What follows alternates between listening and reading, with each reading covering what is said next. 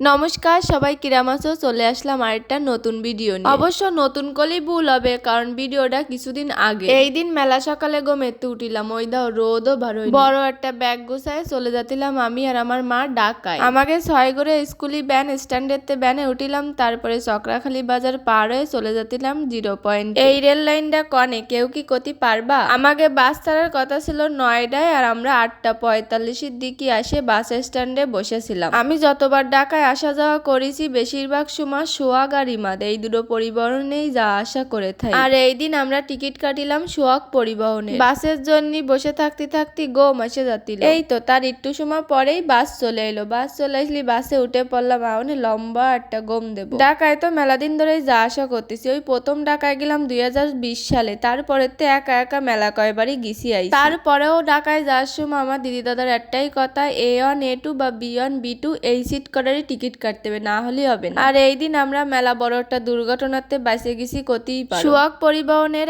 আগের যে বাসটা ছিল সেই বাসটা অ্যাক্সিডেন্ট করে 2জন মানুষ মরেও গেল, তাই আমাকে বাসটা এই জায়গায় দাঁড়াইছিল মেলার সময়। এই রেস্টুরেন্টের নাম আছে সাম্পান রেস্টুরেন্ট। সোহাগ পরিবহন ঢাকায় যাতে গেলি আসতে গেলি এই রেস্টুরেন্টের সামনেই 10-15 মিনিট দাঁড়ায়, আর এই জায়গাতেই সবাই খাওয়া দাওয়া করে নেয়। আমি আর মা এই জায়গায় নামে রোল কিনিলাম আর আছে একটু কফি নিলাম। রাস্তাঘাটে চলাচল করতে গেলি গাড়ি ঘোড়ার মধ্যে অত খাতি টাতি পারি না, তাই একটা রোল আর কফি নিয়েই চলে গেলাম বাসের মধ্যে। কফিটা তো মোটামুটি ভালোই বানায়, আর আমি ভাবিলাম কি রোলটা মনে হয় ভালো হবে, কিন্তু আমার কাছে রোলটা একটুও ভালো লাগেনি। এর দাম নিল 120 টাকা। দাম অনুযায়ী রোলটা একদমই বাজে। একখান রুটির মধ্যে একটুখানি মাংস আর পেঁয়াজ রসুন ভরে দিয়ে থুয়ে দিল। এদিকে রোল ভালো না বলে মা বিস্কুট খাতিল, আমি মোটে খাবো না, তারপরও আমার গালের মধ্যে একখান ভরে দিল, তাই খাতিলাম। রাগ করে করে খাতি ছেড়ছিল না। তারপর ঢাকায় যাওয়ার সময় এই রাস্তা করে আমার জমের ভালো লাগে, কি সুন্দর নদী দেয়া যায়, গাছপালা আরো কত কি দেয়া যায়, আমার জমের ভালো লাগে। আমি সবসময় জানলার পাশে বসি আর মুগ্ধ হয়ে তাকায় তাকায় প্রকৃতি দেখি। এবার চলে এলাম পদ্মা সেতুতে। পদ্মা সেতুর এনে আসতে আসি দুহর হয়ে গেলো। শীত টিত কিছু না, তা পদ্মা সেতুতে এত কুয়াশা পড়েছে কি রে, আমি তো বুঝলাম না। কুয়াশার ঠালায় নদী তো খুঁজে পাতিলাম না। আর এই পাশে দাও কত সুন্দর কাশফুল, এই যে মাওয়া ফেরি ঘাটের এই পার এনি কাশফুল হইলো মেলা। এই আসছে আরেকটা জ্বালা, ঢাকায় ঢুকার সাথে সাথে জ্যাম, 3-4 ঘন্টায় জ্যামেই বসে থাকতে। জ্যানে আমরা 3.5 ঘন্টার মধ্যে চলে যাই, সে নিয়ে আমাকে জাতি লাগিল 5 ঘন্টা শুধুমাত্র এই জ্যামের কারণে। জ্যাম টাম পার হয়ে নামে গেলাম নর্দা। এইবার দাদা দিদিরই কইলাম কি তোমাকে আর বাসায় আগে নিতে আসতে হবে না, আমরা বাসা চিনে আসতে পারবানি, এতবার গেছি বাসা তো মুখস্থ হয়ে গেছে, অত আগে নিতে আসতে হবে কি।